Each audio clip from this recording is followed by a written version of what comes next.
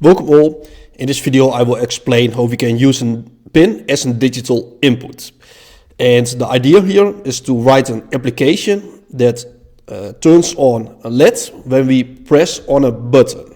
So therefore we need two pins. So one pin as a digital output and one pin as a digital input. And we use a digital output to turn on or to turn off an LED. And we use a digital input to check the status of a button, so whether the button is pressed or not. So therefore we use the pin mode function twice, so to configure one pin as a digital input and one pin as a digital output.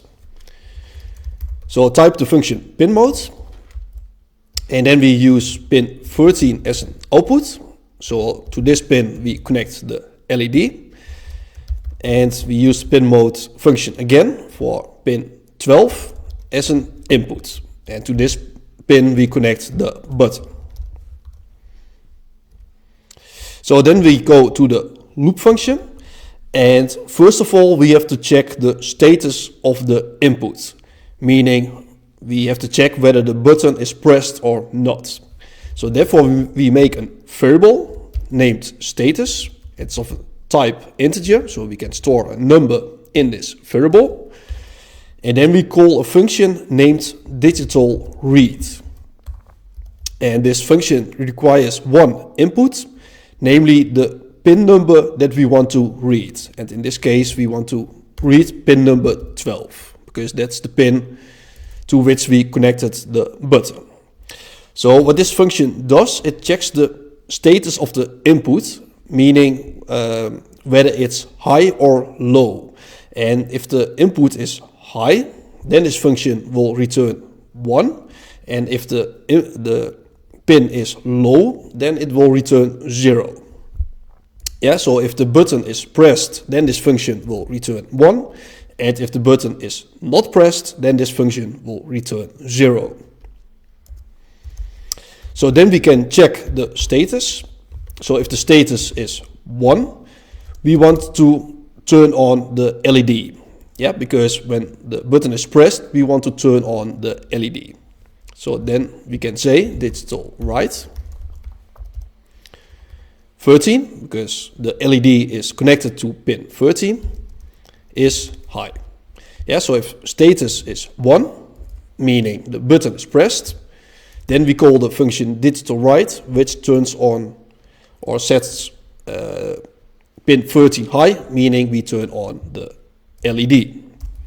And otherwise, so else, we set pin 13 low, meaning we turn off the LED. So short recap. So first of all, in the setup function we configure the pins. So we use pin 13 and 12. So we configure pin 13 as an output, because we connect the LED to pin 13. We connect the button to pin 12, so therefore we configure this pin as an input. Then we go to the loop function, and this loop function runs forever. And what happens each iteration is that we first check the status of the input. So therefore we use the digitalRead function. So this function returns 1 if the button is pressed, and returns 0 if the button is not pressed. So that value is being stored here in this variable status. So if status is 1, then we call the digitalRead function, and then we set pin 13 to high, and otherwise we set pin 13 to low. So if you connected everything correctly on the breadboard, so you connected a button to pin 12 and you connected an LED to pin 13, then you can connect the breadboard.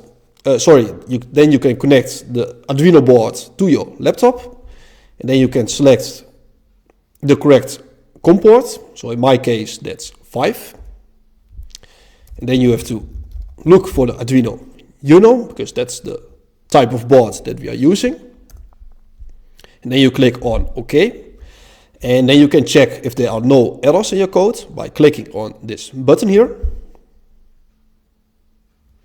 And then you can click on this button to upload the software to your Arduino board.